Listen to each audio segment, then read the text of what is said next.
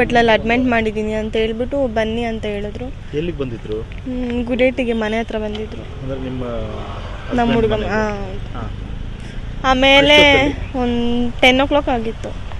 ಆಮೇಲೆ ಸರಿ ನಾವು ನಿಜ ಅಂದ್ಬಿಟ್ಟು ಹೋಗೋಣ ಅಂದ್ಬಿಟ್ಟು ಕಾರಲ್ಲಿ ಬರಲ್ಲ, ನಾವು ಬೈಕಲ್ಲಿ ಬರ್ತೀವಿ ಅಂತ ಹೇಳಿದ್ವಿ. ಸೊ ಅದರಿಂದ ನಾವು ಬೈಕಲ್ಲಿ ಬರ್ತೀವಿ ಅಂತ ಹೇಳ್ಬಿಟ್ಟು ಹೋಗ್ತಾ ಇದ್ವಿ. ಯಾರ್ಯಾರು ಹೊರಟಿದ್ರು? ನಾನು, ನಮ್ಮ ಹಸ್ಬೆಂಡ್, ಆಮೇಲೆ ಇವ್ರ ತಂಗಿ. ಆಮೇಲೆ ನಮ್ಮಮ್ಮವರು ಕಾರಲ್ಲಿ ಬಂದ್ಬಿಟ್ಟು ನಿಲ್ಸು ಅಂತಾನೆ ಹೇಳ್ತಾ ಇದ್ರು. ಅವರ ನೋಡ್ಕೊಂಡು ನಾವು ನಿಲ್ಸಿಲ್ಲ, ನೆದ್ಲೂರ್ ಹತ್ರ. ಆಮೇಲೆ ನಾವು ಬೇಗ ಬಂದ್ಬಿಟ್ರಿ. ಆಮೇಲೆ NH ಹತ್ರ ಬಂದ್ಬಿಟ್ಟು ನಮ್ಮನ್ನೇ ಫಾಲೋ ಮಾಡ್ಕೊಂಡು ಬರ್ತಾ ಇದ್ರು. ಕಾರಲ್ಲ? ಎಷ್ಟು ಕಾರು?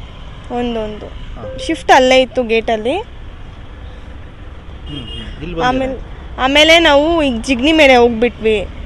ಮತ್ತೆ ಅಷ್ಟರಲ್ಲಿ ಅವ್ರು ಬಂದ್ಬಿಟ್ಟು ಫಾಲೋ ಮಾಡ್ಕೊಂಡೇ ಬರ್ತಾ ಇದ್ರು. ನಾವು ಬೇಗ ಬಂದ್ಬಿಟ್ರಿ.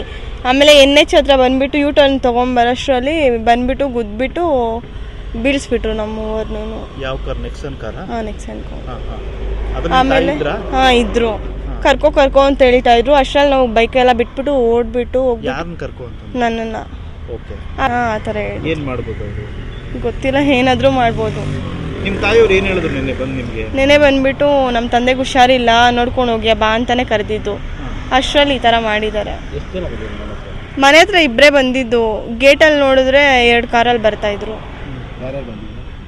ನನಗೆ ಗೊತ್ತಿಲ್ಲ, ಕರೆಕ್ಟಾಗಿ ನೋಡಿಲ್ಲ. ನಮ್ಮ ಚಿಕ್ಕಪ್ಪ ಆಮೇಲೆ ನಮ್ಮ ಮಮ್ಮಿ ಇದ್ರು.